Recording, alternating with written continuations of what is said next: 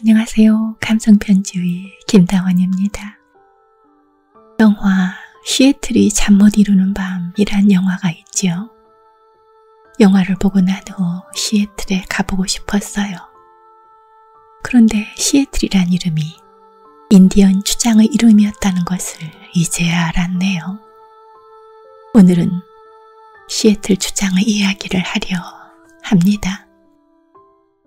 1854년 미국 정부가 인디언들이 사는 땅을 차지하려고 강제로 팔 것을 요구했습니다. 이에 인디언 추장 시애틀이 편지를 보냈습니다. 그 당시 미국 대통령이었던 피어스는 추장의 편지에 감동하여 그 지역을 시애틀이라고 명명했고 지금의 시애틀시가 되었답니다. 이 편지는 미국 독립 200주년을 기념한 고문서 비밀 해제로 120년 만에 세상에 나왔습니다. 추장 시애틀의 편지. 우리는 모두 형제들이다. 나와 함께 온 지금 당신들 앞에 서 있는 한 무리의 이 사람은 나의 부족이며 나는 그들의 추장이다. 우리는 왜 이곳에 왔는지 아는가? 연어떼를 구경하기 위해서다. 올해의 첫 연어떼가 강물로 거슬러 올라오는 것을 축하하기 위해 여기에 왔다. 연어는 우리의 주된 식량이기 때문에 연어떼가 일찌감치 큰 무리를 지어 강의 밑쪽으로 거슬러 오는 걸 보는 일만큼 우리에게 즐거운 일은 없다. 그 숫자를 보고서 우리는 다가오는 겨울에 식량이 풍부할 것인가 아닌가를 미리 안다. 오늘 우리의 마음이 더없이 기쁜 까닭은 수를 헤아릴 수 없을 만큼 많은 연어떼가 햇살에 반짝이며 춤추는 것을 우리의 눈으로 직접 보았기 때문이다. 또 한 번의 행복한 겨울이 우리를 찾아올 것을 짐작한다. 우리가 무리를 이루어 몰려왔다고 해서 전투를 벌이려고 온 것으로 생각하지 마라 달라. 나는 당신들이 우리 이 땅에 온 것을 기쁘게 여기고 있다. 당신들과 우리는 모두가 이 대지의 아들들이며 어느 한 사람 뜻없이 만들어진 사람이 없다고 생각한다. 하지만 한 가지 묻고 싶은 것이 있다. 당신들은 이 땅에 와서 이 대지 위에 무엇을 세우고자 하는가? 어떤 꿈을 당신들이 아이들에게 들려주는가? 내가 보기에 당신들은 그저 땅을 파헤치고 건물을 세우고 나무들을 쓰러뜨릴 뿐이다. 그래서 행복한가? 연어떼를 바라보며 다가올 겨울의 행복을 짐작하는 우리만큼 행복한가? 워싱턴이 대추장 대통령이 우리 땅을 사고 싶다는 전가를 보내왔다. 대추장은 우정과 선의의 말도 함께 보냈다. 그가 담례로 우리의 우위를 필요로 하지 않는다는 것을 잘 알고 있으므로 이는 그로서는 친절한 일이다. 그의 부족은 숫자가 많다. 그들은 초원을 뒤덮은 풀과 같다. 하지만 나의 부족은 적다. 마치 폭풍이 휩쓸고 간 다음에 드문드문 서 있는 들판의 나무들과 같다. 백인 대추장은 우리의 땅을 사고 싶다는 제의를 하며 우리에게는 아무런 불편 없이 살 수 있도록 하겠다고 덧붙였다. 우리는 그대들의 제안을 진지하게 고려해 볼 것이다. 우리가 땅을 팔지 않으면 백인이 총을 들고 와서 우리 땅을 빼앗을 것임을 우리는 알고 있다.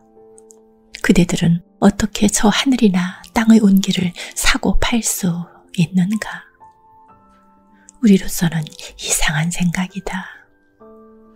공기의 신선함과 반짝이는 물은 우리가 소유하고 있지도 않은데 어떻게 그것들을 팔 수 있다는 말인가?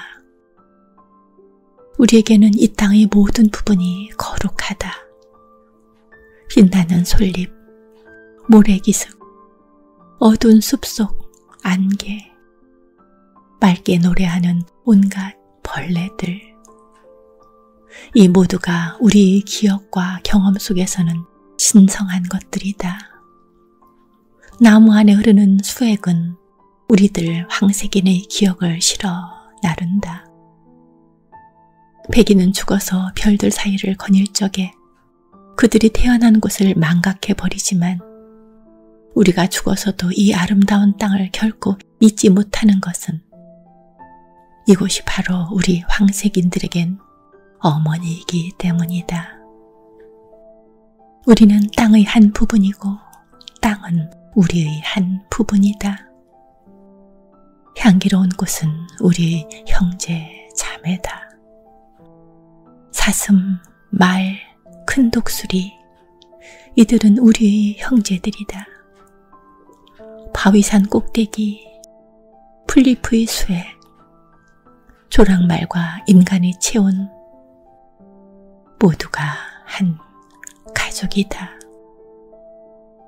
워싱턴의 대주장이 우리 땅을 사고 싶다는 전가를 보내온 것은 곧 우리의 아버지가 되고 우리는 그의 자식이 되는 것이다. 그러나 땅을 사겠다는 그대들의 제안을 잘 고려해 보겠지만 우리에게 있어 이 땅은 거룩한 것이기에 그것은 쉬운 일이 아니다. 개울과 강을 흐르는 이 반짝이는 물은 그저 물이 아니라 우리 조상들의 피다. 만약 우리가 이 땅을 팔 경우에는 이 땅이 거룩한 것이라는 걸 기억해 달라. 거룩할 뿐만 아니라 호수의 맑은 물속에 비친 신령스러운 모습들 하나하나가 우리 삶의 일들과 기억들을 이야기해주고 있다는 것을 아이들에게 가르쳐야 한다. 물결이 속삭임은 우리 아버지가 내는 소리다. 강은 우리의 형제고 우리의 갈증을 풀어준다. 간우를 날라주고 자식들을 길러준다. 만약 우리가 땅을 팔게 되면 저 강들이 우리와 그대들이 형제임을 잊지 말고 아이들에게 가르쳐야 한다. 그리고 이제부터는 형제들에게 하듯 강들에게도 친절을 베풀어야 할 것이다. 아침 햇살 앞에서 산 안개가 달아나듯이 황색이는 백인 앞에서 언제나 뒤로 물러났지만 우리 조상들의 유골은 신성한 것이고 그들의 무덤은 거룩한 땅이다. 그러니 이 언덕, 이 나무, 이 땅의 흙은 우리에게 신성한 것이다. 백인은 우리의 방식을 이해하지 못한다는 것을 우리는 알고 있다. 백인에게는 땅의 한 부분이 다른 부분과 똑같다. 그는 한밤중에 와서는 필요한 것을 빼앗아가는 이방인이기 때문이다. 땅은 그들에게 형제가 아니라 적이며 그것을 다 정복했을 때 그는 또 다른 곳으로 나아간다.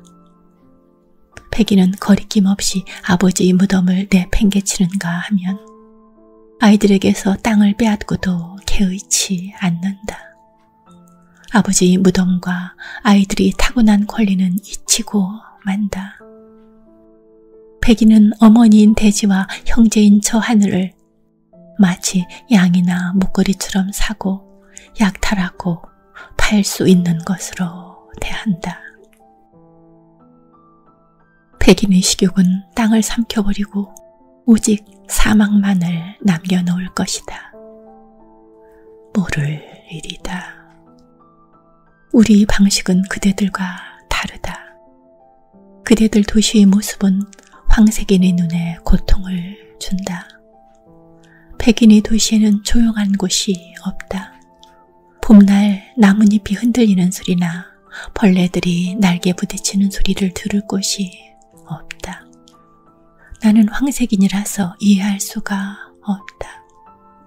인디언은 연못 위를 쏜살같이 달려가는 부드러운 바람소리와 한낮의 비에 씻긴 바람이 머금은 소나무 내음을 사랑한다. 만물이 숨결을 나누고 있으므로 공기는 황색인에게 중요한 것이다. 짐승들, 나무들, 그리고 인간은 같은 숨결을 나누고 산다. 백인은 자기가 숨쉬는 공기를 느끼지 못하는 듯하다. 여러 날 동안 죽어가고 있는 사람처럼 그들은 악취에 무감각하다. 그러나 만약 우리가 그대들에게 땅을 팔게 되더라도 우리에게 공기가 소중하고 또한 공기는 그것을 지탱해주는 온갖 생명과 연기를 나누어 갖는다는 사실을 그대들은 기억해야만 한다. 우리들이 할아버지에게 첫 숨결을 베풀어준 바람은 그의 마지막 한숨도 받아준다. 바람은 또한 우리의 아이들에게 생명의 기운을 준다. 우리가 우리 땅을 팔게 되더라도 그것을 잘 간수해서 백인들도 들꽃들로 향기로워진 바람을 맛볼 수 있는 신성한 곳으로 만들어야 한다. 우리는 우리의 땅을 사겠다는 그대들의 제의를 고려해 보겠다. 그러나 제의를 받아들일 경우 한 가지 조건이 있다. 즉, 이 땅의 짐승들을 형제처럼 대해야 한다는 것이다. 나는 미개인이니 달리 생각할 길이 없다.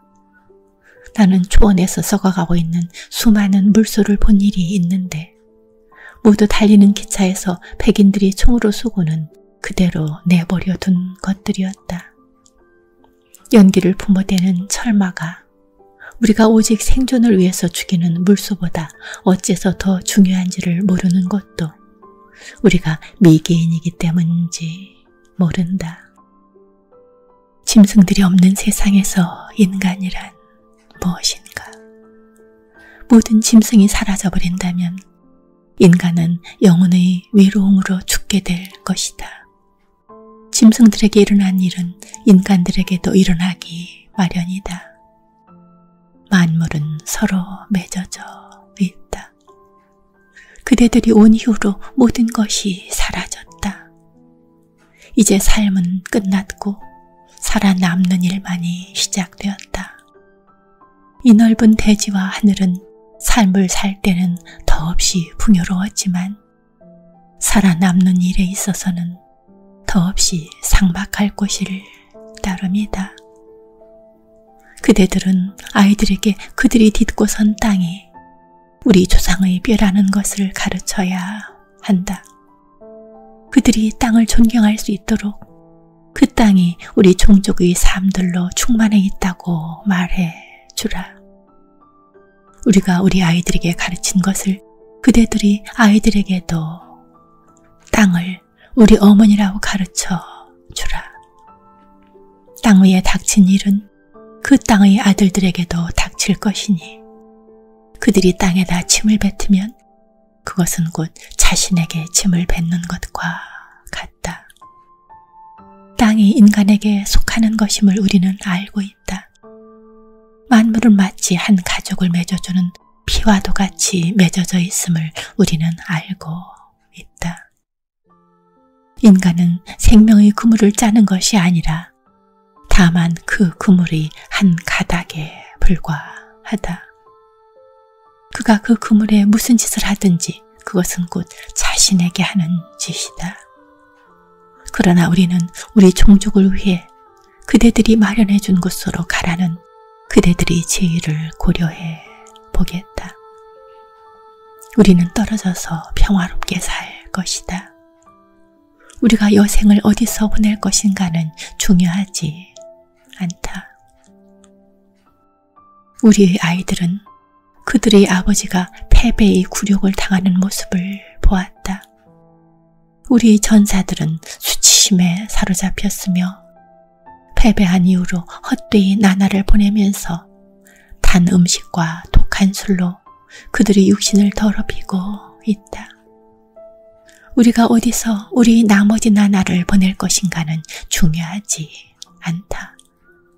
그렇게 많은 날도 남아있지 않다. 몇 시간 혹은 몇 번의 겨울이 더 지나가면 언젠가 이 땅에 살았거나 숲속에서 조그맣게 무리를 지어 지금도 살고 있는 위대한 부족의 자식들 중에 그 누구도 살아남아서 한때 그대들만큼이나 힘세고 희망에 넘쳤던 사람들이 무덤을 슬퍼해 줄 수도 없는 것이다. 그러나 내가 왜 우리 부족의 멸망을 슬퍼해야 하는가? 부족이란 인간들로 이루어져 있을 뿐 그 이상은 아니다. 인간들은 바다의 파도처럼 왔다가 가는 것이다. 자기네 하느님과 친구처럼 함께 걷고 이야기하는 백인들조차도 이 공통된 운명에서 벗어날 수는 없다. 백인들 또한 언젠가는 알게 되겠지만 우리가 알고 있는 한 가지는 우리 모두의 하느님은 하나라는 것이다. 그대들이 땅을 소유하고 싶어 하듯 하느님을 소유하고 있다고 생각하고 있는지 모르지만 그것은 불가능한 일이다. 하느님은 인간이 하느님이며 그의 자비로움은 황색인에게나 백인에게나 꼭 같은 것이다. 이 땅은 하느님에게 소중한 것이므로 땅을 해치는 것은 창조주에 대한 모욕이다. 백인들도 마찬가지로 사라져갈 것이다. 어쩌면 다른 종족보다 더 빨리 사라질지 모른다. 계속해서 그대들이 잠자리를 더럽힌다면 어느 날 밤 그대들은 쓰레기 더미 속에서 숨이 막혀 죽을 것이다. 그러나 그대들이 멸망할 때 그대들을 이 땅에 보내주고 어떤 특별한 목적으로 그대들에게 이 땅과 황색인을 지배할 권한을 허락해준 하느님에 의해 그대들은 불태워져 환하게 빛날 것이다. 이것은 우리에게는 불가사의한 신비이다.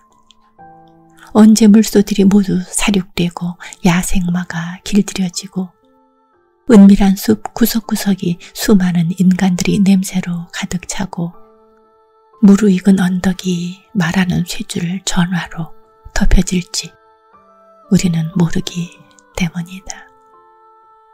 숲텀불은 어디에 있는가? 사라지고 말았다. 독수리는 어디에 있는가?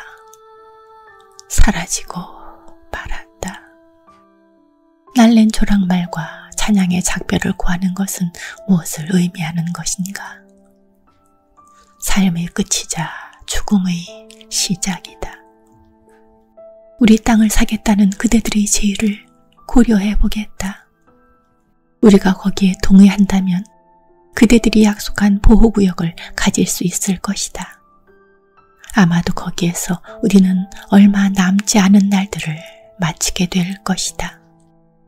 마지막 황색인이 이 땅에서 사라지고 그들이 다만 초원을 가로질러 흐르는 구름의 그림자처럼 희미하게 기억될 때라도 산 기슭과 숲들은 여전히 내 백성의 영혼을 간직하고 있을 것이다.